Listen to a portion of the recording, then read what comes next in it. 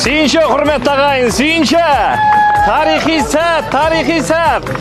Міне, Жетісу өңірінде үлкен зәулім үйде 61 отбасы баспаналы болып жатыр. Жаңа тұрғын үйдің бой көтеруіне демеуші болған жаны жомарт, көңілі мәрт азамат Абулгазин Данияр Рүстемұлы.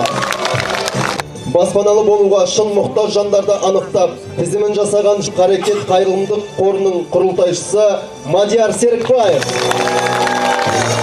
60 жанұя, 60 семья бүгін керемет пәтерлерге ие болады. Пәтерлер тегін беріледі. Списокты жасаған Қарекет қоры жігіттеріне де бүгін рахмет айтып барады. 24-ші пәтер. Бұл жерде кім тұрады екен? Кім бар? Бұл жерде ешкім жоқ, өйткені бұл әлі жаңа үй. Бұл жерге қоныстанған жоқ әлі ешкім. Дәл қазір баспаналар табыстап жатыр. Үй иелері жүгіріп, шардап, кіріп шығып жатыр. Қуаныштарында шек жоқ. Өйткені бұл жаңа баспана. Кіріп келгенде өздеріңіз көргендей міне, оң жақта бірден кухня, ас бөлме.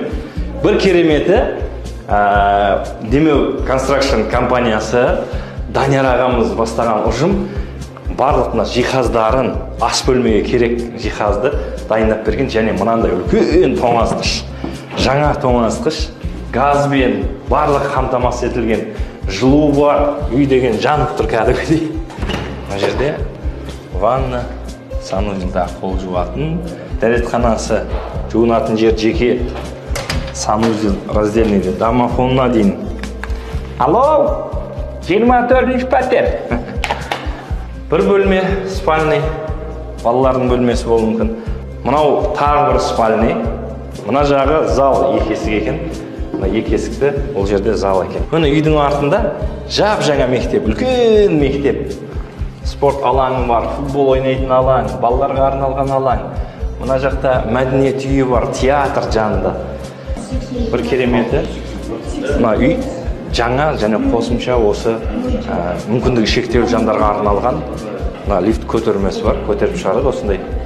57, 58, жақта 59, 60 бірдей баспана. 60 ойлаңызшы. 60 баспана деген бір ауыл ғой, бір ауыл. Әне, бір сәтте Құдай берем десе, бірден бере салады. Осы жолда бізді бағытымызда қасымыздан табылып, дұрыс бағдар көрсетіп отқан осы әкімшіліктерге, Талдықорған қаласының әкімшілігіне, осы істі бастап кеткен, артынан жалғастырған аға бауырлардың барлығына рахмет айтамыз. Шын жүректен алғысымыз шексіз. Қарекет бұл халықтың қоры.